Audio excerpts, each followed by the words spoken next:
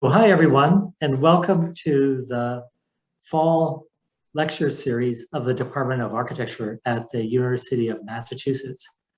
I'm Steve Schreiber. I'm the chair of architecture, and we're really thrilled to be back in session here in the department.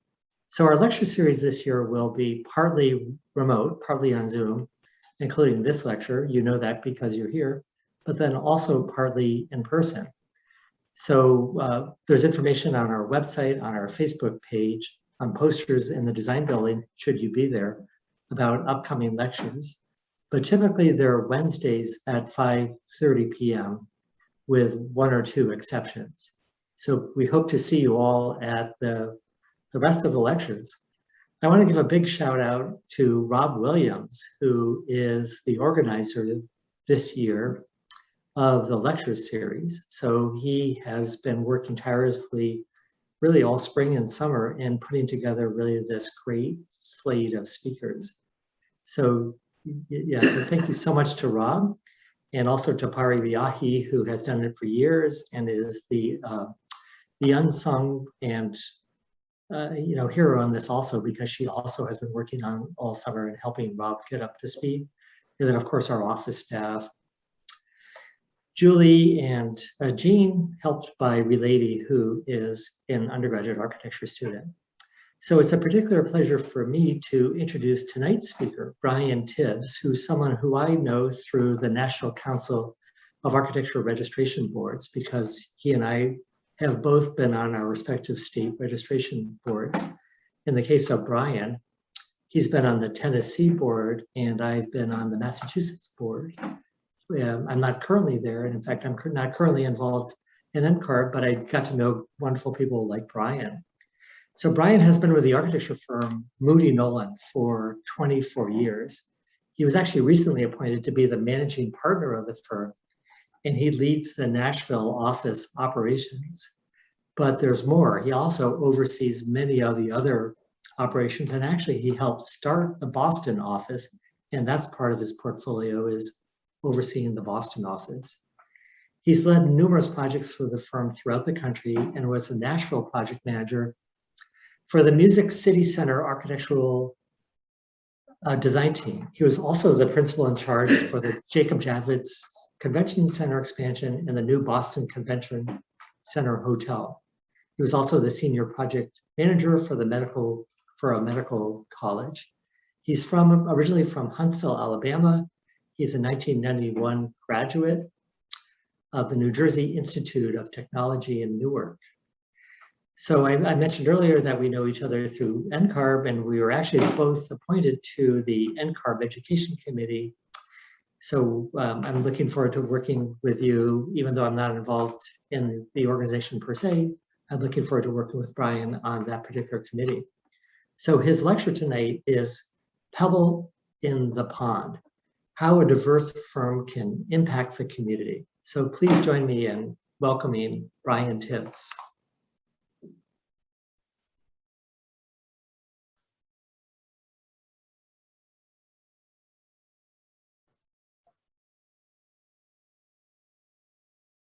All right, get going here.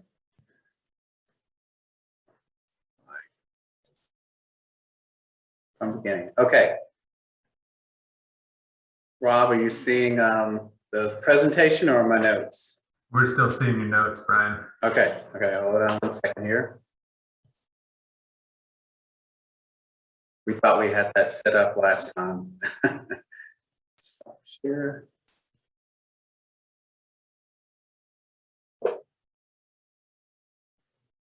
Try it one more time here.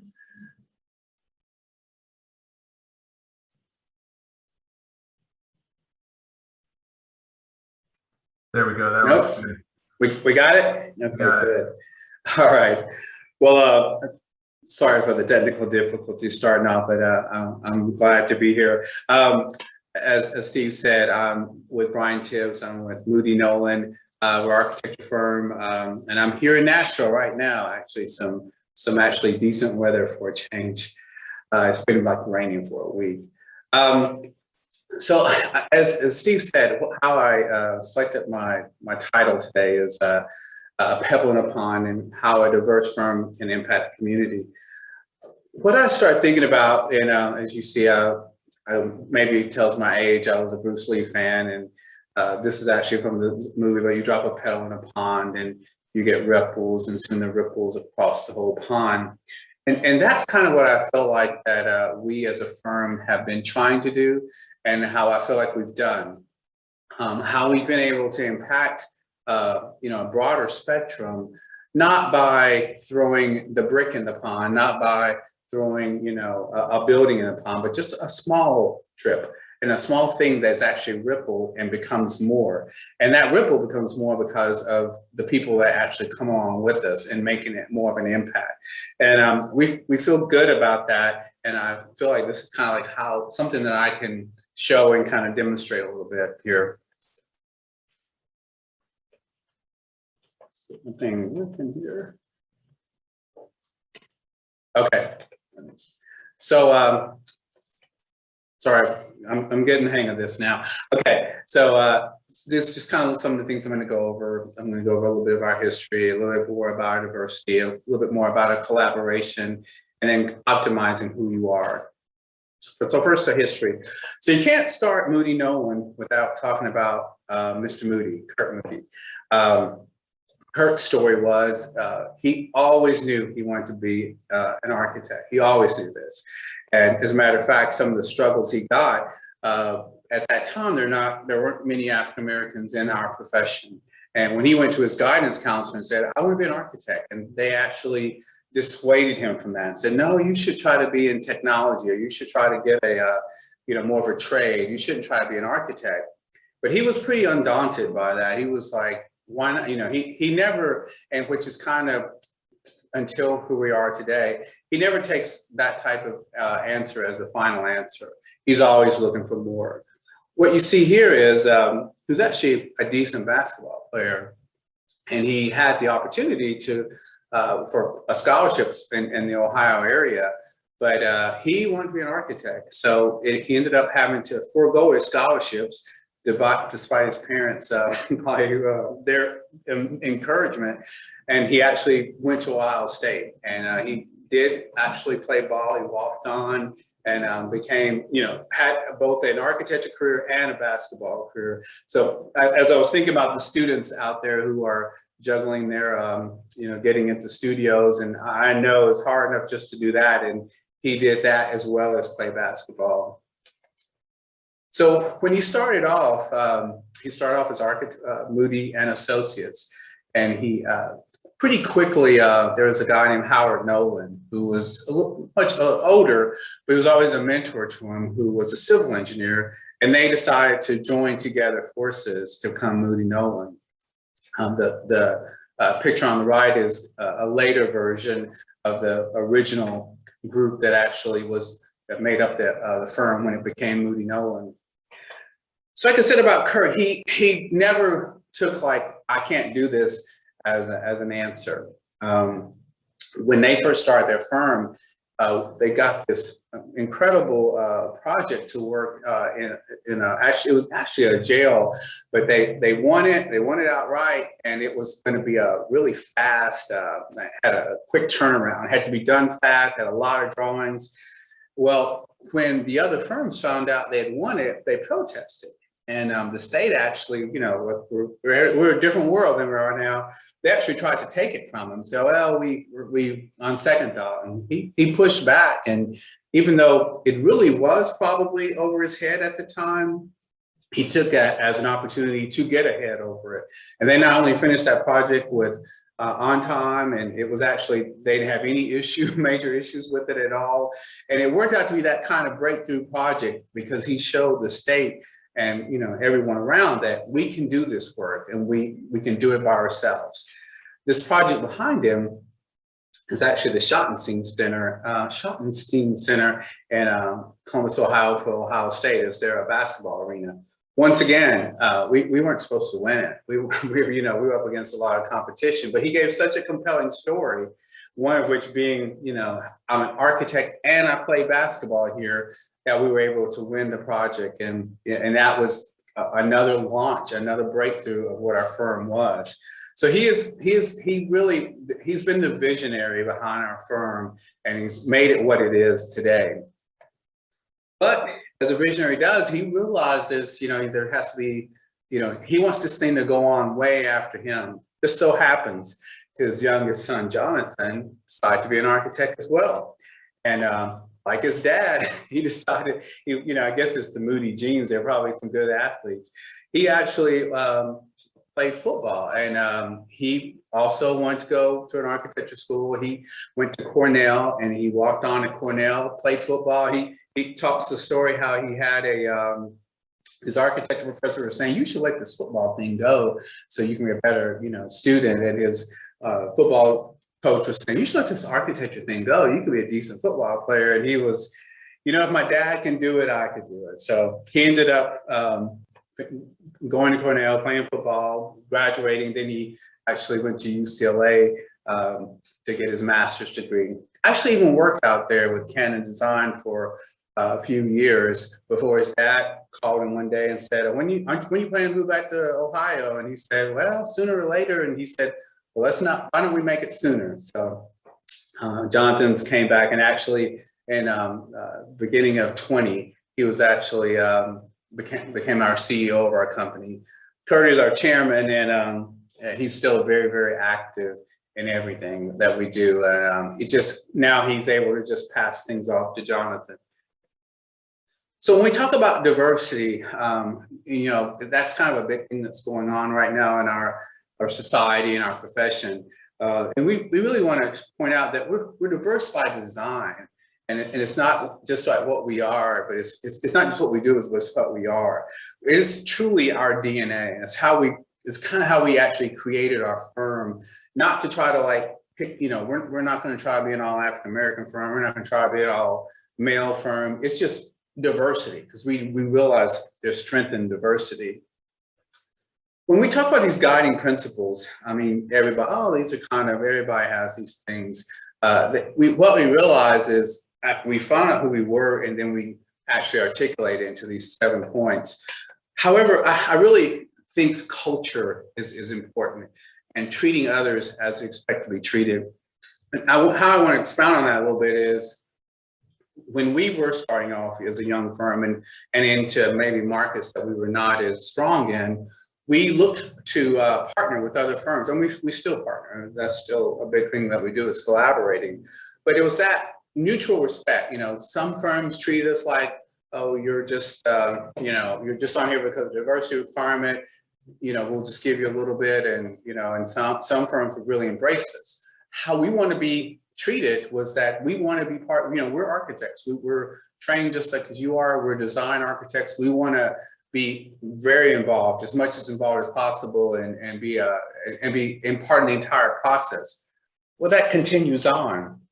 Now that we're a larger firm, we want to do the same thing then. So even if we're teaming with, which we have on several occasions, with a one-person firm, that one person has as much of a voice as anybody does. And we're not here just to, okay, thanks for, being in the city where we are, or having a relationship. No. We want you on the design table with us. And that is pervasive through everything, how we deal with our clients. I always heard it say, and clients are not always right, but they're always our clients, regardless. So, and if you treat them with respect, and you hope to get that same respect back. So this is just one of the points, and kind of is pervasive through our culture and who we are. Like I said, we're 270 members now. We've actually hired like 30-something people this year. We're growing pretty rapidly. And we're actually part of a group called Large Firm Roundtable. So we've actually been grown we're to a larger firm, as recognized as a larger firm by the AIA. We're in 11 offices around the country now. We work in 45 states. We're almost in all 50 states now. So we're actually have grown a lot since that 2-person firm in Columbus, Ohio. And I'd be remiss, and of course I won't, because this is something we're very proud of, is that this year we were named AIA Architecture Firm of the Year. This is something we're very proud of, and something that's impactful. And why is because we're an African-American owned architecture firm. This is the first time this ever happened. And we're excited to be the trailblazers of this, because the fact of the matter is there's a lot more firms, all kinds of different firms out there. And we're happy that we're able to be that different firm this year to win it. As it was something that we have been, working hard towards. And the thing is, there's hundreds of probably even more worthy firms out there. And we're very thankful and blessed that we were actually selected this year. And we were selected because of what we've done, the work we've done, and the diversity. One of the jurors said, this is what every firm should aspire to be, this type of diverse firm. So we're very proud of it, and from it, it's been a breakthrough for us, and it's opened us up. People say, "Oh, we didn't know you existed. We had no idea." Being this breakthrough award, and being able to break through is like, as you see this ball kind of crashing through that I found as an image. What I also see is it's almost like the fullback that has the team behind him as they're running in for a touchdown. So what we're hoping is this is just the beginning for minority firms around the country, and that have this opportunity to grow and make an impact on our profession. I hate to make it the analogy to Jackie Robinson, but it's similar. It wasn't that Jackie Robinson was necessarily the best baseball player in the Negro Leagues, but he was the one that was selected that moved up to the major leagues. He was that breakthrough. Once he made it there, it opened the door for others. And that's what we want to do. We want to be, it's not just about us. It should be about all, this should be something that all firms embrace, this diversity, and other firms that typically would not look at themselves as being able to do the type of projects that other peer larger firms that are doing around. So this season gets onto the individual level. And I think about the students, and I think about myself. It's like how, when I was in school, I would have never thought I'd have the opportunity to work on some of the projects I've had to work on. But we all can. We all have that same type of talent and desire. So it's kind of all this firm kind of, embodies even what I've always wanted to aspire to be when I was young, and when I was, walking around the school trying to figure out if I was what was I doing here. So anyway, this is I kind of loosely go back to Jackie Robinson, but it's that type of spirit that I feel like Moody Nolan has been. So who much is given, much is expected. So we definitely feel like this is a blessing that we've got, and we're not going to hoard it. We don't want to keep it to be just to ourselves. So we're very, very intentional about what we do. Our equity, diversity, inclusion is something that we're incredibly proud of. And because we're the largest firm, we also feel like we should be leading by example. So as you can see, our diversity is about everywhere. I mean, and then we get to design with that too, because I think so many people don't realize that, well, and you probably all do, but it's diverse thoughts, it's diverse cultures, it's diverse religions, it's diverse races, it's diverse states. And this all plays into when you're shredding concepts and designs and thoughts. If you only have one thought, the solutions are going to always be one solution. We use this very process of having different people involved in it to get different ideas. As you'll see, we do later on, I'm going to show projects. We do a lot of work on college campuses, which, as we all know, is almost like the melting pot of so many different type of people. And so you can't think of a building as just this building of just this one type of building that's just one place you get there. You need this idea, you need these concepts, you need to understand the different spaces, how spaces are being used. So we definitely feel like this is what makes us strong. This would makes us even stronger, is to grow even more so. And we're not by any means feel like we are, we're done, guys, look at us, we're done. We're constantly challenging ourselves. We're challenging ourselves right now to get more women involved in our leadership and our ownership. So we're always looking at different ways that we can, how can we be better? And I mean, and who can we actually even recruit that can make us stronger? One of the things that we just point out too, that we are almost half of our staff is women. And as you can see, we're 32% of our staff is of minorities. So we're not 100%, we're not 50%. We're actually working toward that, but that is how we are, and that's how we're planning on trying to continue our growth. So, like I said before, remember I said because we're the largest African-American architecture firm, a lot of people were looking at us last summer when everything was going on with the George Floyd and the BLM movement. Everybody was wanting to kind of see what were we doing. Well, one of the things that we did is we started this thing called Walking the Talk. I won't spend a lot of time on it, but it was just, we created a space that people could come and just talk about the racial things that were going on, and using that as a way of learning from each other. And, there was a lot of tears, there was some heated conversations, but it was all a conversation that we used within our group as a family, as a way of getting closer. One of the things that I always brought up during that time was, too many times we did this, we say, oh, I've looked at myself in the mirror, I need to go look in the mirror. And I always said, challenge, no, don't look in the mirror necessarily. Look out the window. Don't always look at yourself and see what you do better yourself. Look out the window and see what's going on with your brother. Look and see what's going on with your fellow man. And that way you'll understand maybe how to improve yourself or how to improve that situation. So I felt like that was one of the very, impactful things that came out of our firm, is doing this whole walk the talk and really being to understand who we were, and everyone being able to understand who we were. So the next thing I was, this whole diversity and how growing, and as I was mentioning about paying it forward and working with others, was about collaboration. So I picked some projects that I specifically was involved with. So this is the Music City Center in Nashville, Tennessee. It's the convention center here. So we teamed with TBS Design and a local firm, Tuck Kenton Architects, also here. This was the largest project I think it's not the largest project now, but it was at the time, it was the largest project we had ever worked on. It was built during the recession. We were part of this team, and it was 3 architects. Now, it's a large building, it's 1.2 million square feet, so it was a big building, but we really ended up being the glue for these 2 teams.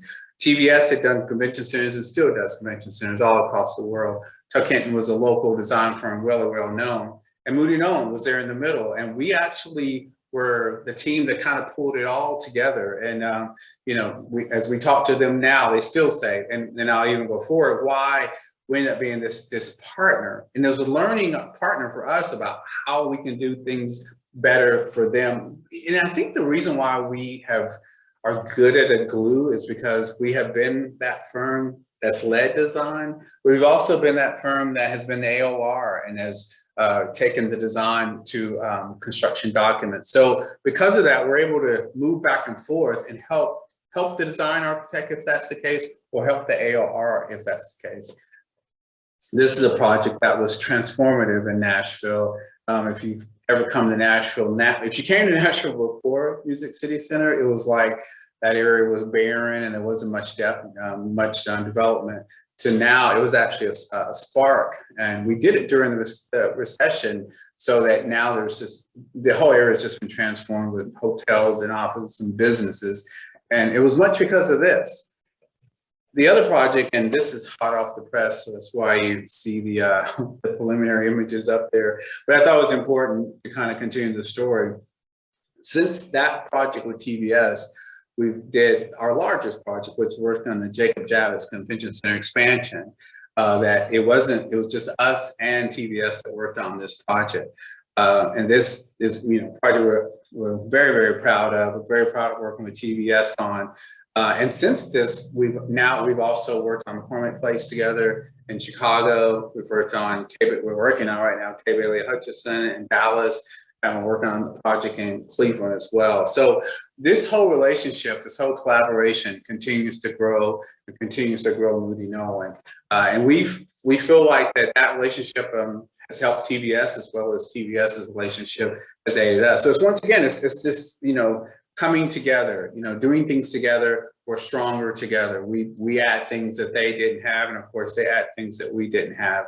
And that makes us stronger, makes us to a position where we are a good teammate for other convention centers and potentially leading convention centers as well. So it's all a growth, and it's the kind of collaboration I think that architecture firms should be embraced, and many do. There's a lot of collaboration that happens, but what you do with it during it is important. So Moody Nolan, we use practice responsive architecture. And what I mean by that is you won't necessarily go and drive by and say, oh, there's a Moody Nolan building. Oh, yep, that's a Moody Nolan building, because you can tell by architecture. We are very conscious to make sure our buildings are unique to that particular problem, that particular site, that particular issue, that particular owner. So if a project is very collegiate and needs to be very, Georgian style, or very, that's okay. We're not looking to try to be that's a Moody Nolan building. We're still looking for the best solution and the best design. So it's a responsive architecture that sometimes doesn't show like all the design awards, because it's very specific to that building type. But we feel that our owners and our the people who we're actually designing for, this is the solution that they're looking for. They're not necessarily looking for that iconic building. Of course, I'll show you some later where they were, and we were very, very happy to do that as well. But we're first responsive architecture. I'm going to just start going through some of our projects, and we can talk more about any of them afterward, but I'll just kind of keep moving. So this is Wintrust Arena. It's part of the McCormick Square. It was actually part of McCormick Place. This is where the Duke Blue Devils play basketball. These are some of the interior shots of that. This kind of goes back to that young kid who was playing basketball at Ohio State. From there, we've actually grown into doing a lot more sports projects and sports recreation projects. We are we've done the largest rec center in the world, and we do rec centers all across the country, as well as student centers, and working on collegiate sports projects. All because of that original thought, those original desires and passion that Kurt brought to the project. We have a Chicago office, and from there we were also able to do the Malcolm X School of Health Sciences. It was at that time it was our first large project in Chicago, and Mayor Rahm Emanuel, I think that's the way to say his name. He was very intentional with Kurt and Ronald, who were leading that office and leading that about this project has got to be successful, and we think it was. It's a variety of different types of uses inside of it. But it's really made an impact on that part of Chicago as well. The little black car that you see in the top left is actually Malcolm X's car that we actually have on display there. We also worked on Miles Square, UI Health Project. We have a healthcare studio as well as interiors. We're general architects as far as the different type of practices that we go for. We don't do very much single family unless it's a specific client that wants us to do that. Just moving forward is Fifth Third Arena in Cincinnati that we've worked on, an IM building at Penn State University. We've also worked on some of the Penn State's football stadium as well. These are still shots of the IM building. And in Purdue, we worked on their rec center expansion and renovation. And once again, you're seeing a lot of these rec centers and that we've worked on.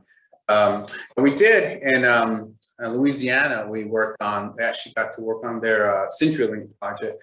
And the cool thing about this was when Apple was showing their headquarters, and we got to do this for CenturyLink in Louisiana, and pull together a much smaller campus, but it really turned out really nice, and we're very proud of kind of how it worked out corporately. Actually, this goes back to the the one at Purdue.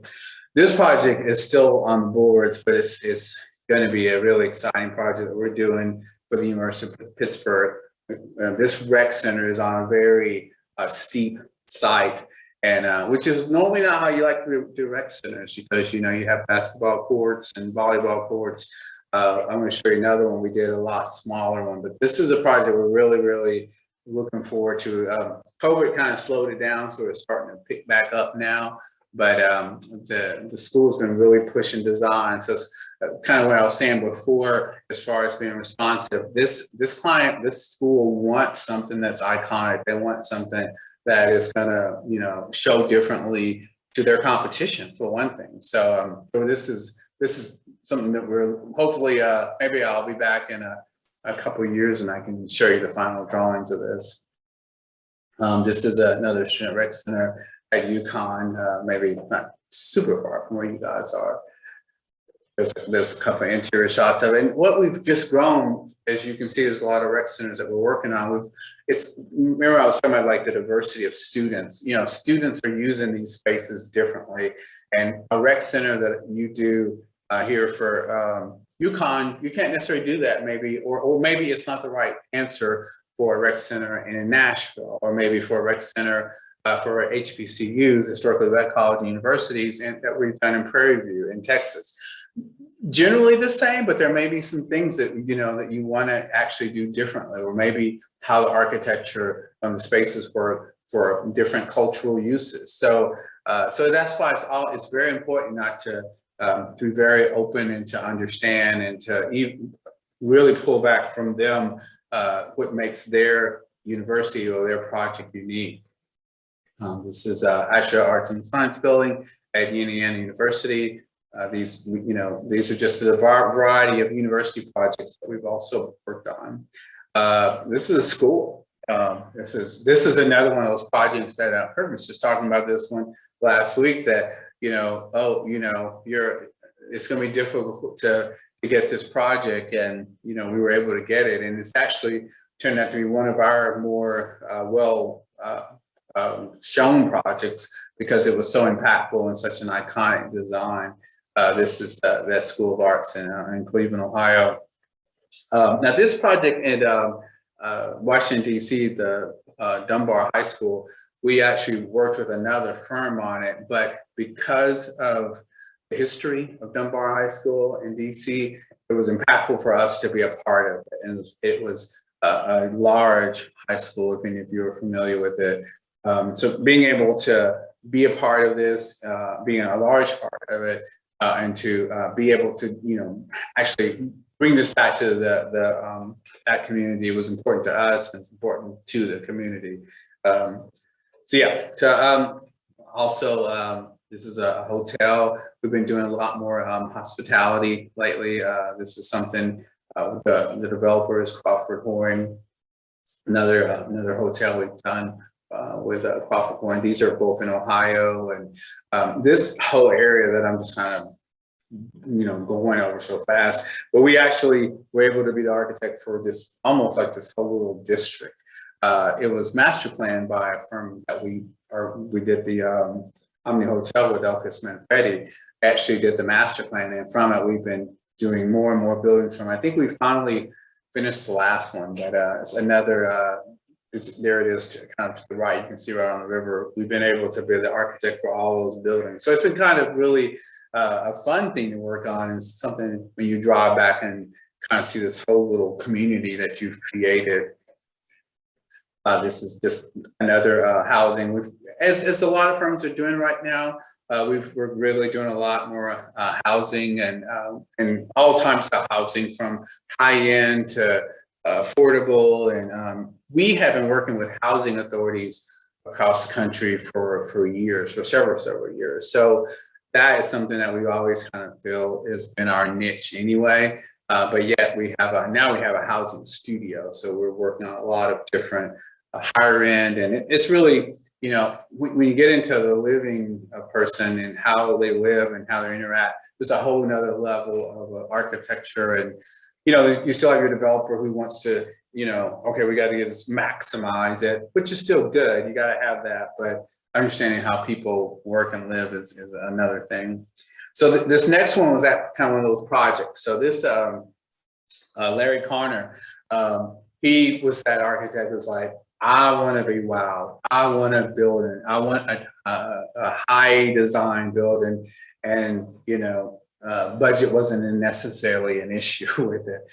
So everybody that I'm talking to loves those projects. If you're an architect and if you're a student, you're going to love it when that happens.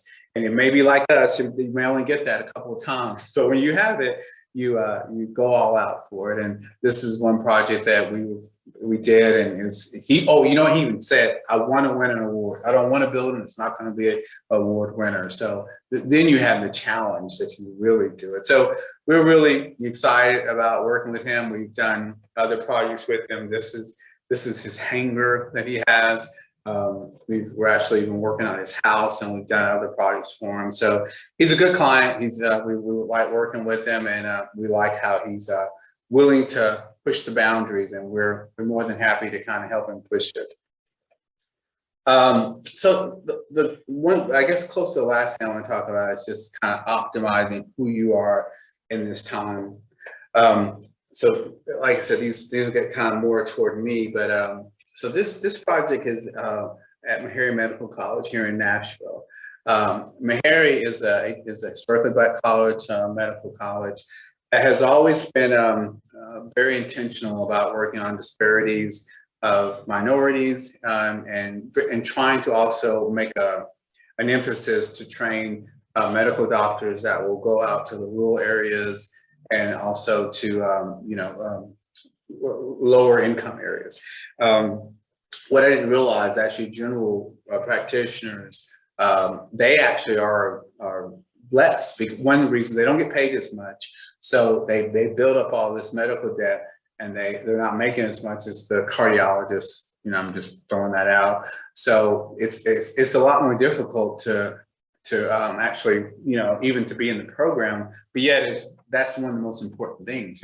That's where our general health is. So Mary's trying to make an emphasis on that. So I bring this project up. This was the first building on their campus in 40 years. And we were selected to do that. And they wanted something iconic and unique and something different, but this is a building that is where they can have telehealth happen. And this was telehealth before COVID made us be telehealth. They were looking to do that, and how they were doing it was actually telehealthing with these rural counties and rural medical centers to actually be able to get more updated health information. So these kind of buildings, we got to do something neat with the exterior, and as you can see by the interior, we were able to do some interesting things there too. But the impact that it's making on the medical field and the medical community is even more, it's something to be more proud of. And Meharry's president was one of the leaders of COVID research right now. And in Nashville, we all wait to hear what Dr. Hildebrand says to do regarding COVID. So this is that kind of project that I felt like it really, was impactful for me. This next project is at Texas Southern University. Although I didn't specifically work on it, I'm over this Texas office. But this is a library. And this is a library that has transformed to what libraries are now. And they're not just books, and you guys probably know that now. It's not like what it used to be, where you spend this time. And libraries are kind of turning to a small student center. I didn't show a lot of student centers in this project, but we've done several student centers as well. And but libraries are that quiet student center, I guess is what we're kind of seeing. And this is a project that was Texas Southern is small in comparison to, matter of fact, its neighbor across the street, U of H, University of Houston. But we're able to do something really impactful there that they're able to use for their recruiting, and it's become a very signature piece in this area. We also did the high school, actually, which is like right across the street, which was actually where George Floyd had gone to school too. This is a project at Winston-Salem State University. I think I was kind of alluded to this one earlier, but this is another one. This is a smaller rec center, but it was actually a rec center and a student center. This Winston-Salem State is a also at HBCU, where Stephen A. went to school, you ESPN fans, but another project where it was on a huge drop off on site, and how are we going to do this? And yes, we actually, had to stack the program, and how do you stack it and still have the contiguous spaces? So another one of those projects that, we're able to challenge ourselves and still be able to make a building that actually more than exceeds the needs that they're looking for. Just showed this real quick, just because it was my first student center work on at Jackson in Mississippi. My personal story was that I started working in Jackson, Mississippi, and my dad was, I was talking to my dad, and he was like, yeah, that's where I did my student teaching. And one of my other projects was this middle school. And I said, yeah, I'm doing this middle school too. And ended up being in a school where he did his accreditation, and he met Walter Payton while he was doing it. Walter Payton was doing his student teaching. And I said, so that's why I like Walter Payton. So anyway, it's all kind of interesting how everything comes back. Another thing that we worked on in Columbus was the Martin Luther King Branch Columbus Library. And this was actually Jonathan's design, and something that he was extremely proud of. And it was been incredibly well received in that community. Actually replaces a library that Kirk did several years before. It's in a different site, but this serves this community. This project has been very, very successful in this area. When they were there, I'll go ahead and jump to this screen. I mean, Jonathan he talked about how people were actually in tears and actually, just couldn't believe this was actually something that was happening in their community. So as you can see, there's Martin Luther King Jr., the third who was there.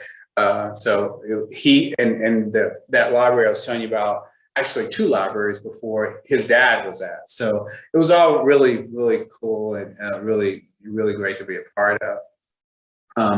Another one of those impactful projects in Cleveland, the Rainbow Center. It's actually not as heavy budget, but we're able to do something pretty interesting for it. And it's it's not a huge building, but it has a big significance on what they're trying to do at University Hospitals. And these are some of the interior shots of that. Like I said before, we've always been involved in housing authority work and doing work for lower income. This is a project we did at Poindexter Village in Ohio. This is a project where they actually had a little, mixed use, but also we were able to master plan it and have this housing that's worked out really well for that community too. And before then, we worked on a project in New Orleans. So right after the Hurricane Katrina, there was these big 4 housing places, and the one that we worked on was B.W. Cooper, which is now Marrero Commons. And I always, this one was one that was really, dear to the project I led, that was really impactful. It wasn't so much that, the designs, designs were meant to be a part of, the New Orleans culture, and there was a part of area that was called, now it's escaping me, that we were actually toward the Garden District. They actually wanted us to kind of use that architecture. But it's like if you had seen where the living conditions before, and then you see the living conditions now, you really realize what we do as architects, how we really can making an impact on the living conditions of what people are living, what people are used to. They were used to living this way, so much so that they were willing to fight for it. But actually, when they see these new opportunities for them, it's embraced, and it actually changes a culture, changes a people, changes a generation. And it was a difficult project. We started right before the recession. It was a lot of waiting, and a lot of financing issues because of it, and they're dealing with people who were like resistant and were skeptical. So it was a challenging project, but has always been the project when I look back on. I felt like, that community is served differently because of these houses that we were able to do for them. So it meant a lot for him. I want to end on what we're doing right now. It's called the Legacy Project. So, go back to our visionary, Kurt, and one of the things that he was very conscious about, where he grew up in Ohio, was about providing, being able to provide back an affordable house. What can we do? How can we impact that?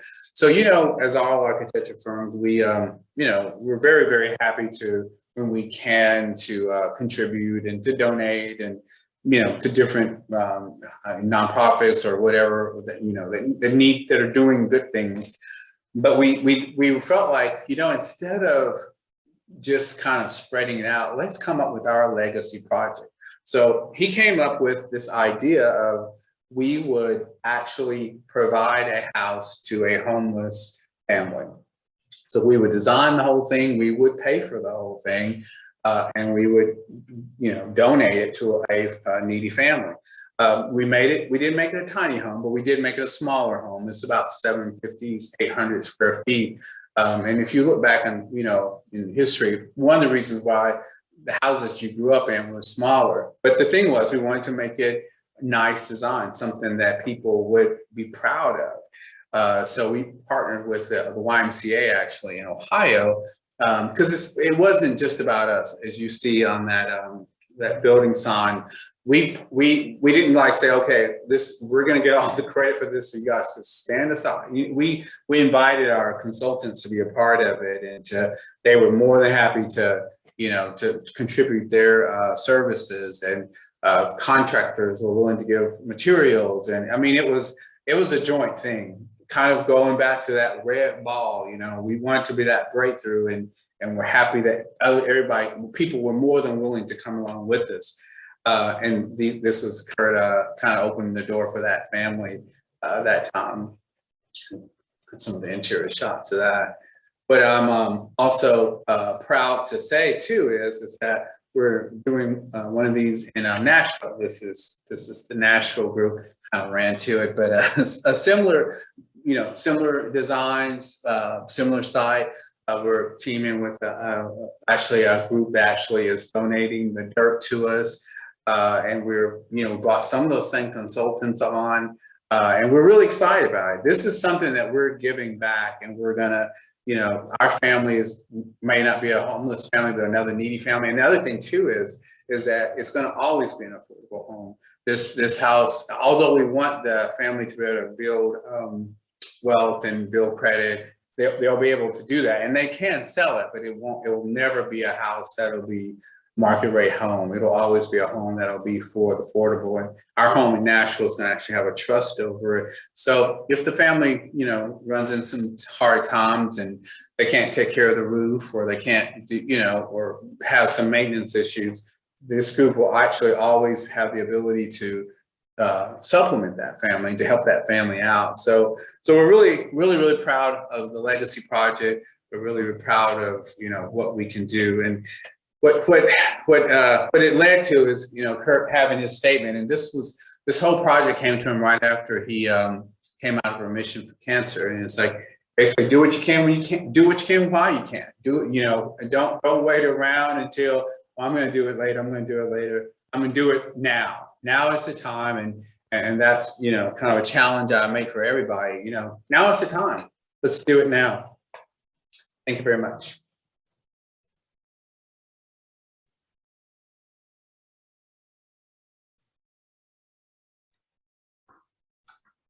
Thank you, Brian. That was really great. Really impressive body of work and sort of depth of thought that goes into that. First off, for everyone who is watching, please feel free to either put questions into the chat, or you can put them into the Q&A, where I believe it's more anonymous. And then we can start to ask some of those questions of Brian if he's got a little bit of time. We'll probably start off with a couple of questions, and then we can open up the session and bring people kind of onto the screen and have a little bit more of a conversation. I see one question in the chat, but I was going to go ahead and start off with a couple of questions that I had. First off, I was really, interested in,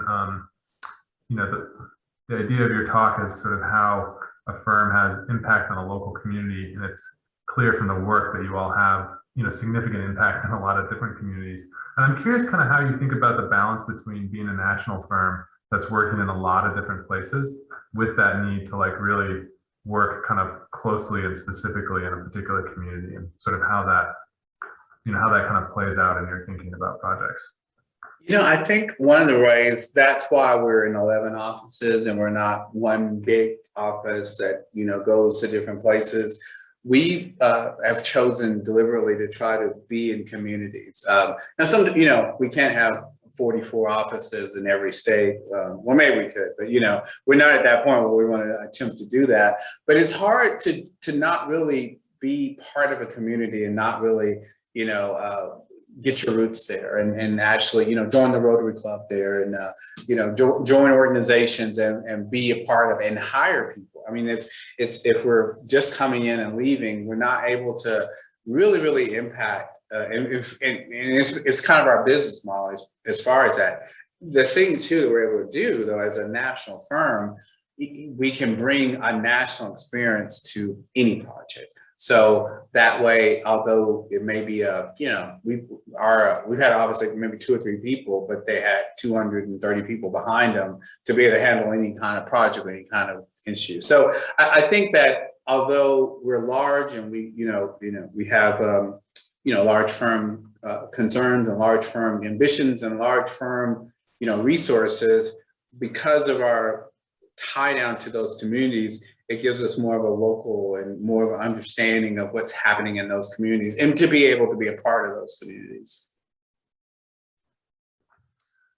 I think this is kind of a follow-up on that too. I also really appreciated the idea of responsive architecture and the sort of, the idea that there's some kind of empathy underlying that.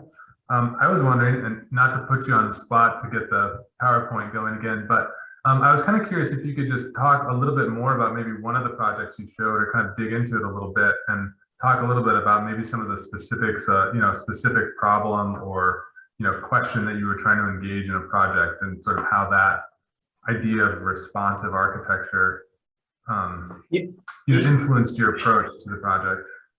Yeah, well, one thing I wish I would have shown is we did the Farmer School of Business at Ohio University, and we did that with Robert A. Stern. So you understand what the type of architecture, but it kind of gives an idea. Robert A. Stern is going to do a specific type of architecture. That's the type of architecture that he does, and we're the AOR for that project. So we put together the documents for it. But what it showed though, but still from a responsive standpoint, that's what Ohio University wanted. They wanted this Georgian building. So I mean, when I bring up projects like that, it's like, it's particularly on college campuses. And I think it's a great thing because some college campuses, and it works too for them too, want these different types of buildings all over their campus. But most of them don't. Most of them want something that ties them together. And so when we're doing these buildings, we're able to look at these different opportunities that we're able to, how do you bring this together? How do you work with the site, not just to solve it from a strictly intellectual or whatever kind of way, but also like, what's happening across the street? What is the neighborhood that may not even be a part of your campus, but is part of your community? So as the young couple that just bought a small home across from a campus, and they open the door and this is what they're going to see, how are we relating back to them? So although I there's different projects that respond to that, but that's the kind of, I guess I would say the flavor of it all. It's like truly, not being necessarily a spaceship that's landing on it. We all have to respond to the site. Architects everywhere are gonna, if you're on a slope, you figure out a solution to do it. But is that building, does it look like the sister to the building next to it, or does it look like the crazy uncle that came into town, you know. I'm going to use that in a review at some point this year. Staying on the kind of theme of projects for a minute, we have a question from one of our attendees. Who's asking, how do you envision the future of the legacy project? Do you envision shaping entire kind of communities through the creation of neighborhoods of Moody Nolan homes? So I guess already somebody's already been thinking of that. So there's actually a community that is very interested in us replicating that, and actually obviously not the same design, but coming up with this whole book of designs, which we've actually done. We've actually come up with this book of designs for this. It's called the Linden neighborhood. So yeah, it's the group that we're working with here is really interested in us and they're actually looking at it as more as a prototype. They like to use it for different sites around the city. So yeah, there has been a different, what we're, back to the responsive though, what we are, like our next city is Chicago. So we're looking at renovating a row house in Chicago. We're obviously not looking for this design necessarily is the right design for Chicago. When we get to Atlanta and Houston and others, we'll look at different, what's the right opportunity for it. This site, and I won't go into that because I know it's more questions, but this site, we did the elementary school in this area. We have renovated and adapted some of the housing authority work in this area. We did the library in this area. So we call this, this is kind of like our neighborhood. When we were asked, when we looked at sites, we picked out sites for, for our own area, where at least where we figure it to be. So anyway, that's kind of how we got there. And yes, to answer your question, after we're making a commitment to try to do this in every one of our 11 locations, and who knows, it could be 15 by the time we're done with this, but there is conversation about, making it more and looking at communities from it. Another question from a student here is, what is your response to the forecasted decline or growth of less than 1% in the architectural fields over the next 10 years to students trying to decide whether to major or adventure into architecture? How does one confidently decide to go into the architectural field when its growth is expected be virtually non-existent, supposedly due to advances in architectural software technologies? I was at a, Steve, I was at an NCARB an event I can't remember what it was in Minneapolis, and we saw this program that, basically you put everything in and it spat out this little floor plan, I'm using you guys for example, where Rob doesn't want to sit next to Steve. You put that in and Rob moves away from Steve, but Rob wants to be next to the window. And it was all a computer program. And when we were done, we walked out and we said, did we just have our Napster moment, when is it Napster, the music thing that happened, did we just see that, And I think what we realize is, as we continue on, because that was 5 years ago or so, I think the world is going to always, I think architects are going to be around. I mean, I think we're going to, we were around for centuries ago. And the thing is, people, you can't computer program what we do. You can do a lot of it, but you can't really grasp it.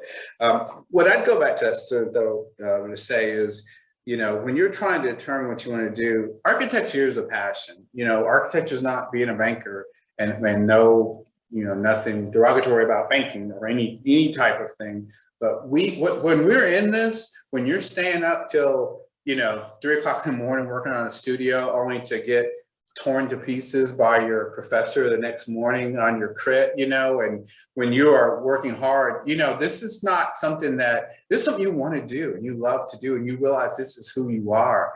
And I think our world is better because, and I'm singling us out, we could say doctors and other things as well, but we're amongst ourselves here, but I think a lot of the things that we do makes our world better because we're doing it. I mean, just think, probably if you took architects out of it, design would be strictly more of a paintbrush kind of design as opposed to really what spaces are really like. And we add that, we learn that when you're in.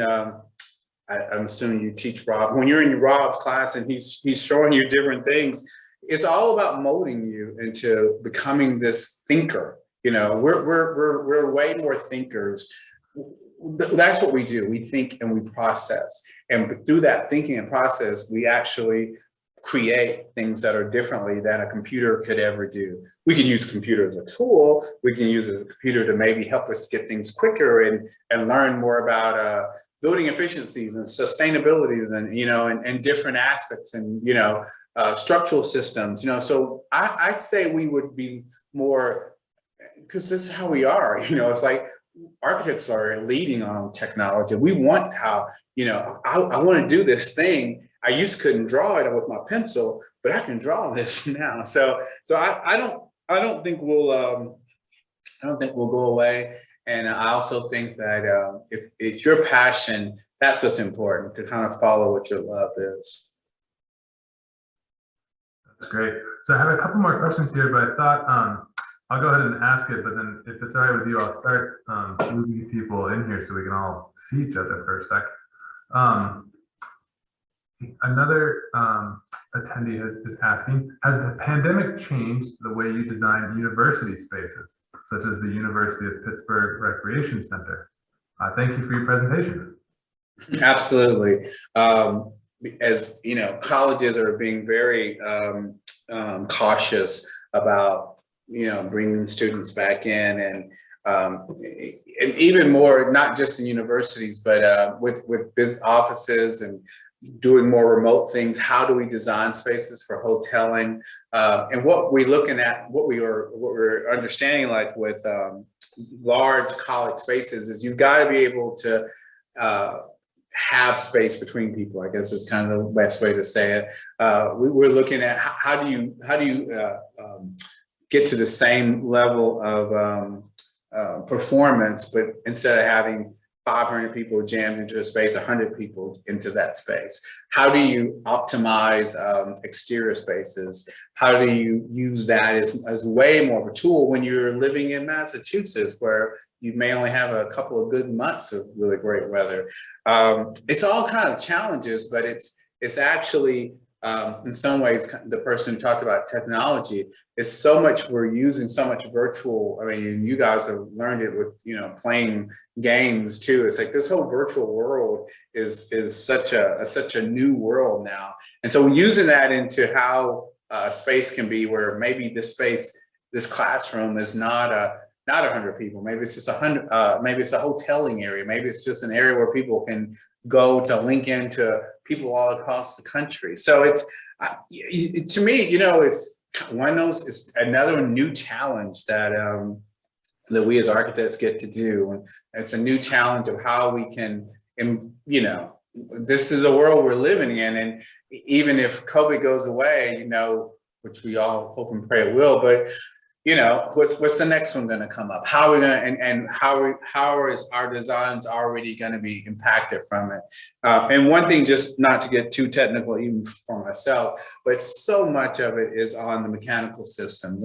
You guys may have already learned that, but so much can be just on how air changes and how we purify the air. And what we learned pretty quickly as we started getting into the design of buildings post-COVID is, got to make sure that air system is working right, make sure it's filtered right, make sure the air changes are working right. And there, and our mechanical engineering brothers or sisters are really leading that and really making challenges to us as we incorporate those into our designs.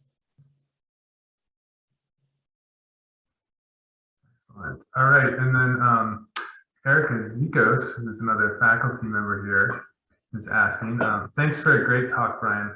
Moody Nolan has done so well in creating a diverse firm. What lessons should other firms learn from yours about attracting and cultivating diversity? And can you comment on schools' role in increasing the pipeline of Black, Latinx, and other diverse students? So great question. Be intentional is what I say to firms. Be intentional about it. And what I mean, I'm also working my son's school here, and they're looking to recruit diverse teachers. And I say that the same thing about firms. So you're going to pull up two people, and one of them's going to be this, a guy or a person who was able to really have some great designs, and they were able to go to Europe, and they did a lot of different, charrettes, and the portfolio is incredible. And then you have Brian Tibbs, who had to work through college, there was no going to Europe because he had to come home to make money to go back to school. He had to work nights. When he was done with architecture school, he had to go somewhere else to work, not because, just because he didn't have the resources to. So you pile up our two portfolios, they're not going to line up. But hopefully you'll see more in that other person, and you realize you've got to be intentional about understanding people are coming from different backgrounds, not also necessarily mean economic, but in most cases, you're going to find out that there's a difference. And I would just implore firms to, realize that and embrace it and realize you're stronger, because if you look around your room and you see a different people, a different culture, and different ideas and different concepts than you are if you look out the room and everybody looks just like you. You're going to be stronger. Don't believe what Putin said. Diversity is our strength. That's what makes us different. And that's what makes us stronger. And I'd say that kind of a similar things for our students.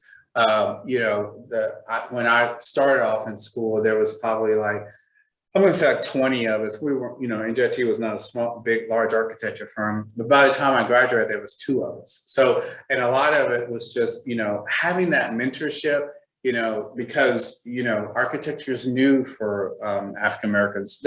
When I was going to architecture school, I always remember our professor said there's less than 1% of the registered African American architects in the country. And I went back to speak to my school again, and we were a whopping 2%. So although we've gone to 100%, we were still 2%. So there's not a lot of people that look like us that are doing this. So being able to see people, to mentor, and mentor can be, any race, but being able to mentor and to help understand the challenges that come through and be able to embrace it is important. And it is, as Steve and I were talking about on the NCARB, that's where I think it's really important, for me to be there and to have a voice there, and a voice of an underrepresented group. So that's another reason why I'm really more really impactful of what NCARB is trying, at least what I feel like I'm trying to do with NCARB, is to help architects to grow and to become registered. So yeah, I think in both places, a big part in school and a big part in firms. Ryan, do you mind if we do we have one more question? Is that? Sure. I hope I'm answering them all good. So yeah. This is great. This is I really appreciate this. So another, I'm guessing, student has asked, how is homeless shelter design different than, say, normal residential housing design? Well, it's interesting you say that. So we're working on a project now. It's a permanent supportive housing in Nashville that is for our homeless population. And generally speaking, it is no different. I think it is still, when we're laying out the rooms, we laid them out and we looked at them basically no different than what we would do for, a luxury apartment. Okay, it's going to be smaller, of course, and there are other things we think about. One of the biggest issues with homelessness is behavioral health. So this is going to have a behavioral health aspect to it, and because you understand that is an issue of not all homeless, but that is an issue of some. You do want to make sure that you consider that when you're making design decisions.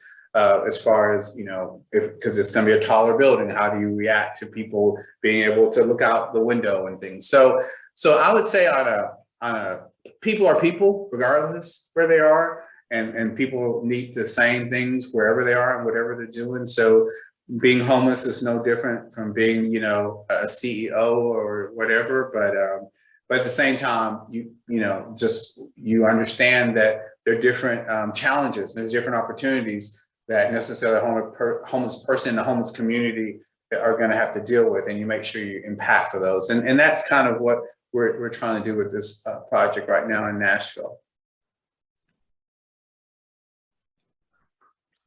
That's awesome. So we're trying to promote everybody who's here to panelists so that we can all be together in the same room. And I'm having trouble, and I don't know if Rob's having the same trouble, but so there's about 10 of you that are in the room. Yeah, it seems like, I don't know if people have to accept it on their end or something, but yeah. And then I don't know if people you're here are in the able room to turn their cameras on or not. Yeah. I think there's a new Zoom setting that's limited panelists. I had to make you, Steve and Brian, both co-hosts in order for you to turn your camera. But if you're here in the room and you want to, speak up, or please do. But we can also, thank Brian for the wonderful discussion and lecture. So anyone who's able to, that wants to ask a question or make a comment, please do so.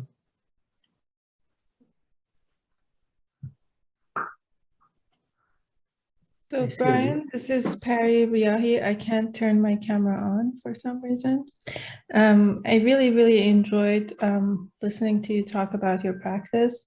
And I guess, this year we're having a lot of conversations with our students who are doing thesis, and they're embarking on a year of discovery and probing ideas and thinking about their work. And I just wondered if you would like to kind of talk a little bit about the kind of advice that you can give in terms of opening up. You talked a lot about diversity, and I just wonder, what are some of your advice for how people can implement those ideas and think about their work in relation to others that they might not necessarily know or have a very good idea about?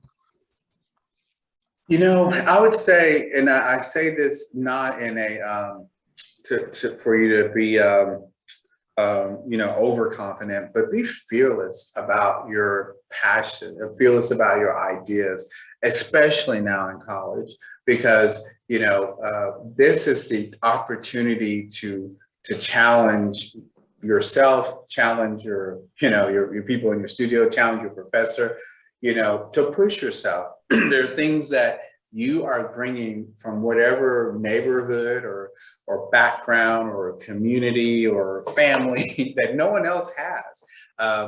Bring that to you. I mean, well, although I was, my parents were both teachers, my dad worked on a farm. So there was another level of, that type of working, in dirt and cows and pigs that I brought to, how I was approaching projects and approaching work. And, and then, one of the things that many of us, a lot of us want to be like save the world type of architects. And what can we do to, like the person brought up homeless shelters and helping the homeless. And, but the thing is, it's like, what is really inside of you that you want to explore, and just try to explore it, and look at it. Don't look at don't necessarily open a magazine to get ideas, open up, and I mean this seriously, open up your heart, open up yourselves, and create something new. And Perry, I think that's what you said your name. I mean, you might say, what on earth did you just design? And you might pull that back, and that's what she's going to do. She's going to help you take that bold, fearless design that can never be built and turn it into architecture. But see, if you don't give her something to work with, give yourself something to work with, you're going to start off here, and it's only going to get more into something more necessarily mundane or something less than you.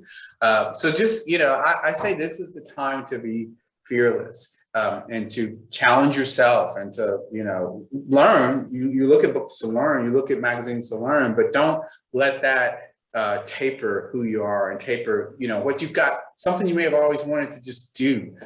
Maybe you're from an area that had a water shortage. I'm just saying something because I'm thirsty, but it's like, okay, well, so what can we do? What can I do in a building maybe that that thinks about that and how we can, maybe it can, purify water inside of it. See, if nobody thinks of those things, then we'll never get there. So, be free and enjoy it now when you don't have a budget over your head.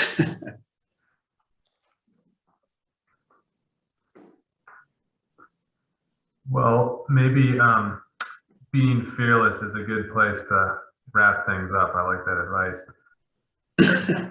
Good for not only thesis students, but I would say, even our Design 1 students who are just getting tossed into there. Unless anyone else has some other questions they want to jump in with real quick. Well, I just wanted to comment that I was telling my students before the lecture that you're based in Nashville, but you had all these other offices, including one in Boston. So they should definitely think of you when they're applying for jobs. And they got really excited about the idea of moving to Nashville. So like Boston, like meh, but Nashville. Yeah. Come to Nashville, definitely come to Nashville. Yeah. So, but I'm sorry, Rob, I just wanted to get that comment in. So. All right. Should we, so let's wrap it up. And so thank you again so much, Brian, and to Rob for being our lecture series organizer, but that was a terrific kickoff to the lecture series. Well, I hope everyone enjoyed it as much as I did, and I thank you again for inviting me to kick this off, and I hope that maybe you'll invite me back and I can be in person. So we would love that, especially now that we know you have this Boston connection. We would love it if you come to fly to Hartford, come up to Amherst, and then continue on to Boston. So I'd love to. Be awesome. I'd love to. Maybe I can come to some crits or anything. I'd love to see you guys and meet everybody, and you guys can boo me in person next time. Likewise. All right. Well, thank you very much. You guys, everyone enjoy the rest of your day, and we'll be in touch. See you soon, Steve. Thanks, Brian. Appreciate it. Okay. Bye-bye. Bye-bye.